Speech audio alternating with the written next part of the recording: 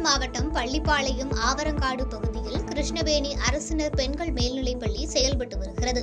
இந்த பள்ளியின் வெளியே சாக்கடை கால்வாய் ஒட்டியுள்ள பள்ளி சுற்றுச்சுவர் அருகே ஆண் சடலம் இருப்பதாக பள்ளிப்பாளையம் போலீசாருக்கு ரகசிய தகவல் கிடைத்தது. அங்கு விரைந்து வந்த போலீசார் சடலத்தை மீட்டு பள்ளிப்பாளையம் அரசு மருத்துவமனைக்கு பிரேத பரிசோதனைக்காக அனுப்பி வைத்து விசாரணை மேற்கொண்டனர்.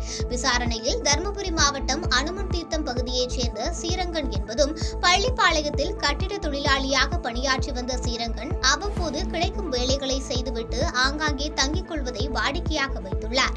இந்நிலையில் நேற்று இரவு மது போதையில் தவறுதலாக கீழே விழுந்து தலையில் அடிபட்டு உயிரிழந்திருக்கலாம் என முதல்கட்ட விசாரணையில் தெரியவந்துள்ளது.